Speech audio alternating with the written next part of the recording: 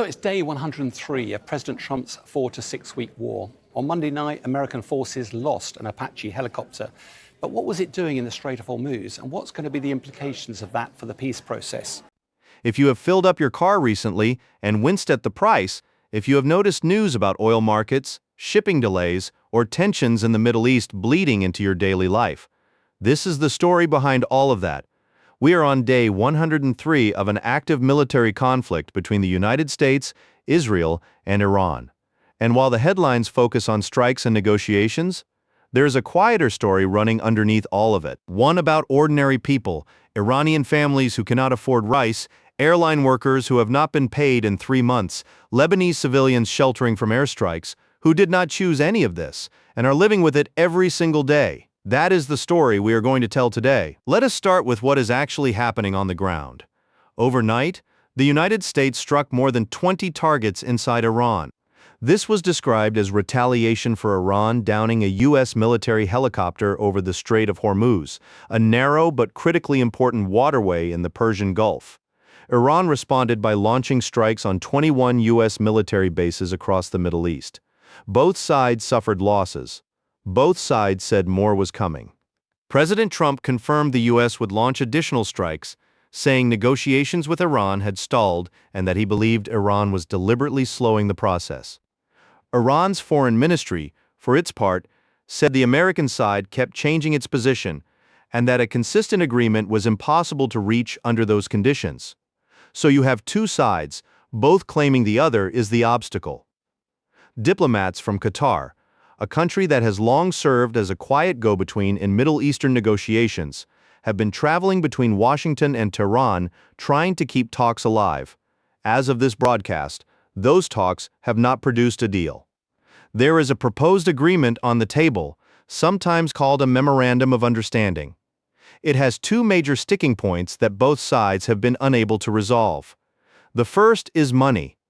Iran has billions of dollars in oil revenues frozen in banks overseas, frozen because of long-standing international sanctions.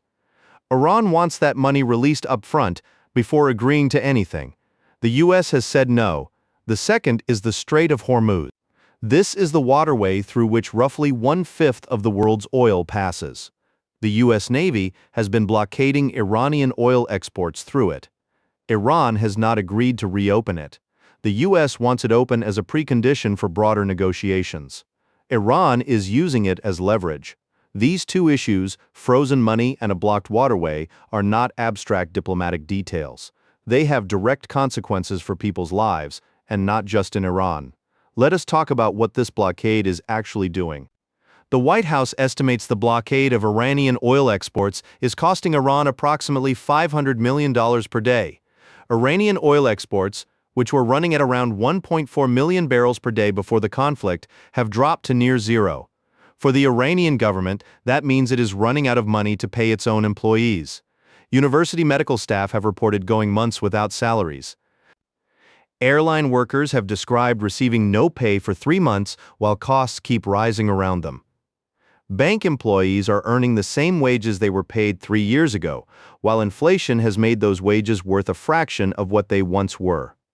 Food prices inside Iran have risen dramatically since the conflict began. Basic staples, rice, yogurt, everyday items have become significantly more expensive. Meat, for many Iranian families, has effectively become a luxury. Analysts who track the Iranian economy describe food inflation over the past 2 months alone at somewhere around 150%. That is not an annual figure. That is 2 months. These are not statistics.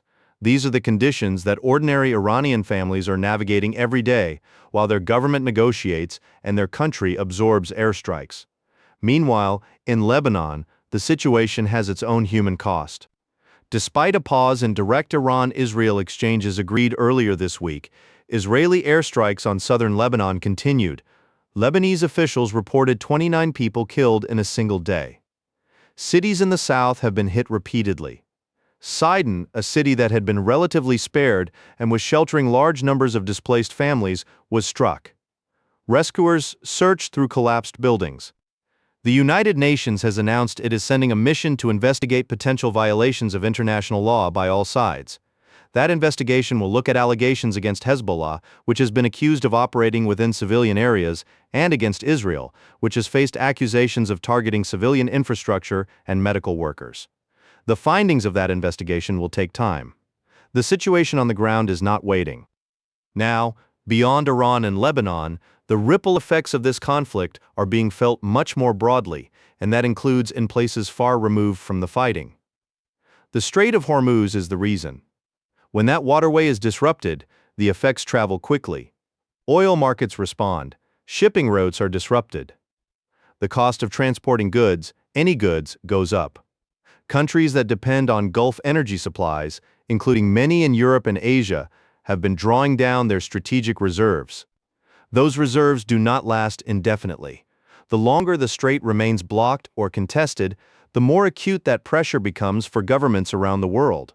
The G7 summit is scheduled for next week, and the leaders of Egypt, Saudi Arabia, Qatar, and the UAE have all been invited to participate alongside the major Western economies. The central issue on the agenda is expected to be exactly this: how to bring the conflict to a negotiated end before the economic pressure on all sides becomes unmanageable. Gulf states like Bahrain, Kuwait, and Jordan have themselves been struck by Iranian missiles during recent exchanges. For those governments, this is not a distant geopolitical question. It is an immediate threat to their own stability and economies. That pressure is being communicated directly to Washington. What happens next is genuinely unclear, and it is important to say that plainly. Diplomatic channels are still open. Qatar is still moving between the parties. Both sides have, so far, avoided the kind of strike that would make negotiation impossible. The exchanges have been described by analysts as calibrated, meaning both sides appear to be causing damage without crossing into territory that would force a total breakdown. But calibrated conflicts can become uncalibrated very quickly. Each new round of strikes creates new grievances, new domestic pressure, and new lines that leaders may feel they cannot cross in negotiations. The hardliners within Iran's political system have reportedly gained influence in recent weeks, making compromise internally more difficult. And President Trump has shown that his patience with the pace of talks is limited. A deal is still possible. Analysts tracking the negotiations believe both sides ultimately want one. Iran needs sanctions relief and frozen funds unfrozen. The U.S. wants the Strait of Hormuz open and Iran's nuclear program constrained. Those interests, in theory, can be reconciled. Whether they can be reconciled before the economic damage to ordinary people becomes irreversible, that is the question nobody can answer right now. What is certain is this: on day 103 of this conflict, the people absorbing the heaviest costs are not the ones making the decisions. They are the airline worker in Tehran who has not been paid since March, the family in Sidon that fled one city only to find war following them, the oil worker in the Gulf watching missile trajectories on a screen, the commuter in Europe paying more at the pump for reasons that started in a negotiating room they will never enter. Wars are decided by governments. The cost is distributed much more widely.